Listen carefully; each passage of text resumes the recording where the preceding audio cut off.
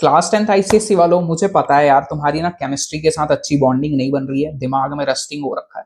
तो आज की इस वीडियो में ना मैं आपको यही बताने वाला हूँ कि क्या स्ट्रैटेजी होनी चाहिए कि आपका यार केमिस्ट्री का सिलेबस भी खत्म हो जाए और सारी चीजें याद भी रहे। तो सबसे पहला अगर मैं बात करूं तो आप ना केमिस्ट्री को रटना या याद करना छोड़ो, क्योंकि ऑलरेडी आपके पास इतने सारे सब्जेक्ट हैं याद करने के लिए। अब आप केमिस्ट्री को भी याद करना स्टार्ट करोगे ना, तो वो याद करने वाला सब्जेक्ट नहीं है केमिस्ट्री। एग्जाम में जब आप लिखने जाओगे ना तो चीजें गलत हो जाए। जो चीजें याद करने वाली है, फॉर्मूला हो गया या जो भी है, इक्वेशन हो गए कुछ, उसको आप याद कर लो, पर सारी चीजें याद करना छोड़ो। अगर समझोगे तो एग्जाम में ना आंसर लिख पाओगे बना के, वरना हर चीज भूल जाओगे। ऑलरेडी आपके पास बायोलॉजी है, सोशल साइंस है, बहुत सारे सब्जेक्ट हैं याद करने के लिए, ठीक है। दूसरी बात ये बोलूंगा ना कि स्मार्ट स्टडी करना स्टार्ट करो। इसका मतलब ये है ना कि आप अभी क्या चल रहा है ना आपका करंटली, कि यार मेरा कल टेस्ट है स्कूल में तो मैं फर्स्ट चैप्टर पढ़ लेता हूँ क्योंकि उसका टेस्ट है, ट्यूशन में इसका टेस्ट चल रहा है, सेल्फ स्टडी में मैं फोर्थ चैप्टर पढ़ रहा हूँ। इस तरीके से आप सारे चैप्टर कुछ भी पढ़े जा रहे हो।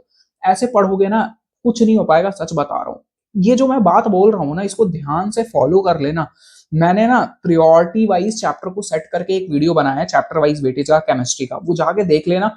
उसमें ना यार आप ना अपनी प्रायोरिटी सेट कर लो कि यार ये 4 चैप्टर हैं जो कि मुझे पहले करने ही करने हैं, कुछ भी हो जाए। क्योंकि आप ना बोर्ड के लिए तैयारी कर रहे हो, ये ट्यूशन टेस्ट या स्कूल के टेस्ट के लिए नहीं कर रहे हो।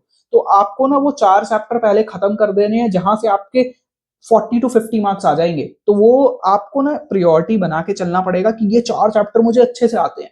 अब इसके बाद मैं बाकी के जो चैप्टर्स हैं उसके लिए वर्क करूंगा। और ऐसा मैं इसलिए बोल रहा हूं ना क्योंकि हल्का सा आपके अंदर कॉन्फिडेंस आ जाएगा। केमिस्ट्री अच्छी नहीं लगती है ना, अभी अच्छी नहीं लगेगी वैसे भी, लेकिन हल्का सा कॉन्फिडेंस आ जाएगा कि भाई चलो मैंने इतना तो पढ़ लिया, इतने मार्क्स का तो पढ़ लिया, अब हम आगे का पढ़ेंगे। पढ़ना पूरे 80 मार्क्स के लिए, लेकिन पहले हम इतना मार्क्स सिक्योर कर लेते हैं। अब जो थर्ड बात है ना वो ये है कि आप लिख के प्रैक्टिस करो। जो न्यूमेरिकल्स वाले क्वेश्चन हैं या जितने भी रिएक्शंस है, मैं बच्चों को देखता हूँ वो पढ़ते हैं, इक्वेशन को भी पढ़ रहे हैं। मतलब पढ़ना है, इक्वेशन को पढ़ोगे, देखना तो ही पढ़ना है, लेकिन लिख के प्रैक्टिस करो इक्वेशंस की और न्यूमेरिकल्स की। क्योंकि अभी आपको लग रहा है कि मुझे आता है, लेकिन आपको पता है कि जब आप टेस्ट में लिखने बैठते हो तो इक्वेशंस याद नहीं आ रहे होते। 2 का 4 बन जाता है, सी का एस बन जाता है, कुछ भी बन जाता है। तो इक्वेशंस और जो भी न्यूमेरिकल्स है ना उसकी लिख के प्रैक्टिस करो। 2 मिनट ज्यादा लग जाए लेकिन लिख के प्रैक्टिस करो। इसलिए मैं बोल रहा हूं कि सारे चैप्टर को अभी टारगेट मत बनाओ। कुछ चैप्टर उठाओ जिसको आप अच्छे से खत्म कर दो, कि आप बोल सको कि भाई इसमें मेरे 35 नंबर तो बन गए, अब मैं आगे का पढ़ूंगा, ठीक है। अब नेक्स्ट बात करता हूं पढ़ना कैसे है। अब ना आप वन शॉट वीडियो देख सकते हो। मुझे नहीं लगता इस टाइम पे अब इतना टाइम बचा है कि आप लाइन बाय लाइन सेलिना या जो भी पब्लिकेशन आपसे आप पढ़ रहे हो उसका लाइन बाय लाइन से पढ़ पाओगे। वैसा नहीं हो पाएगा। अब ना टाइम यही है कि वन शॉट वीडियो उठाओ। मैंने तो वन शॉट वीडियो नहीं बनाया किसी भी चैप्टर का, तो जिस टीचर ने बनाया उसका उठाओ जो बेस्ट है, वहां से उठाओ। चैप्टर खत्म हुआ, वहीं पे नोट्स बनाओ। नोट्स मतलब अब पूरा बुक नहीं लिखना, हल्का हल्का नोट्स बनाना है। तो अपना नोट्स बनाओ कि आपको ना चीजें क्लिक हो जाए कि ये टॉपिक्स थे, चीजें क्लिक करने के लिए, क्योंकि ऑलरेडी बुक है उसको एक्सप्लेन करने के लिए। तो हल्का हल्का नोट्स बनाया और फिर क्वेश्चन सॉल्व करो। क्योंकि साइंस का कोई भी सब्जेक्ट हो कि जितने क्वेश्चन लगाओगे उतना बढ़िया होगा आपके लिए। तो अब पढ़ने का स्टाइल तो यही रहना चाहिए आपका कि वन शॉट वीडियो देखा, हल्का हल्का नोट्स बनाया जिससे बस पिन पॉइंट के लिए, और फिर क्वेश्चन सॉल्व किया। ज्यादा से ज्यादा क्वेश्चन पहले सेलिना, उसके बाद कोई भी सैंपल पेपर या क्वेश्चन बुक, पहले सेलिना सॉल्व होगा। और जैसे वन शॉट वीडियो खत्म हो जाता है ना, आप जब क्वेश्चन करते हो, तो अगर आपने सब्सक्राइब नहीं किया है कर लेना। अमेजिंग 13 करके ना मैं सारे चैप्टर के लिए वीडियो लेके आने वाला हूँ। वो 13 क्वेश्चन ऐसे होंगे ना कि मतलब वो क्वेश्चन आपने कर लिया, मतलब वो क्वेश्चन आपको आता है, तो आपके एग्जाम में उसी टाइप के क्वेश्चन दिखने को मिलेंगे, ठीक है। तो वो 13 क्वेश्चन के लिए मैं बहुत सारा एआई का यूज करके मैं वो क्वेश्चंस को बनाने की कोशिश कर रहा हूँ। बहुत सारे अभी भी उसमें लगा हुआ हूँ, बहुत सारे पैटर्न को ऑब्जर्व कर रहा हूँ कि कैसे कैसे क्वेश्चन ऐसे हैं जो कि ये भाई ये एस टाइप के आते ही आते हैं। तो वो अमेजिंग 13 में सारे सब्जेक्ट के लिए बनाऊंगा। और ये जो मैं वीडियो बना के डालूंगा अमेजिंग 13 वाला, ये आपको लास्ट में करना है, जब आपने सारा चीज कर लिया है, जब आपका पूरा चैप्टर खत्म हो गया है। स्टार्ट वहां से करोगे तो कुछ समझ में नहीं आएगा, ठीक है।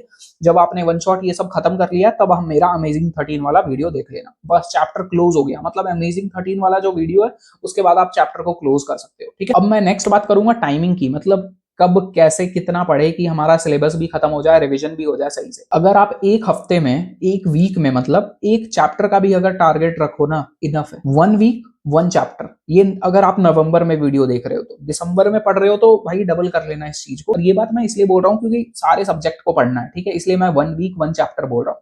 और रिविजन की बात करूं, जो कि सबसे इंपॉर्टेंट है, अगर कुछ भी पढ़ रहे हो ना, रिवाइज कर लेना, वरना टाइम वेस्ट कर रहे हो आप। रिवीजन नहीं कर रहे ना तो आप अपने लाइफ के साथ टाइम वेस्ट कर रहे हो, नंबर नहीं आने वाले। जो पढ़ रहे हो मतलब टाइम ही वेस्ट है ना, पढ़ा हमने टाइम लगा के और फिर रिवाइज नहीं करेंगे तो भूल जाएंगे, तो मतलब क्या है। तो रिवीजन करना बहुत इंपॉर्टेंट है। 2 दिन में 1 बार हम रिवीजन करेंगे, जो भी चीज हमने पढ़ा है उसका रिवीजन होगा 2 दिन में 1 बार। फिर 2-2 दिन के गैप पे रिवीजन कर लेना और संडे या सैटरडे को पूरे चैप्टर का रिवीजन कर लेना। तो रिवीजन वाला तो क्लियर हो गया है कि कैसे रिवीजन करना है, 2 दिन में 1 बार, ठीक है। और इस तरीके से रिपीटेडली आप सारे चीजों को कवर कर पाओगे। अब जो नेक्स्ट बात मैं बोल रहा हूँ, टेस्ट देना बहुत इंपॉर्टेंट है। इस बात को रियलाइज करो। टेस्ट मतलब एक सेल्फ टेस्ट अपना लो ही भाई। 5 क्वेश्चन का ही मैं टेस्ट दूंगा, लेकिन दूंगा। एटलीस्ट पता लगेगा कि मुझे कुछ समझ में आ भी रहा है या नहीं। 5 मिनट का टेस्ट अपना लो सीरियसली। आप यार क्लास 10th में हो, बोर्ड में हो, या 9th का बच्चा देख रहा है तो वो भी तेरे लिए भी इंपॉर्टेंट है भाई। तो टेस्ट दो हर हफ्ते में 1 बार। वीडियो अच्छा लगा हो तो लाइक कर देना ताकि ज्यादा बच्चों तक पहुंचे, और सब्सक्राइब कर लेना अमेजिंग 13 वाले वीडियो को देखने के लिए, ठीक है।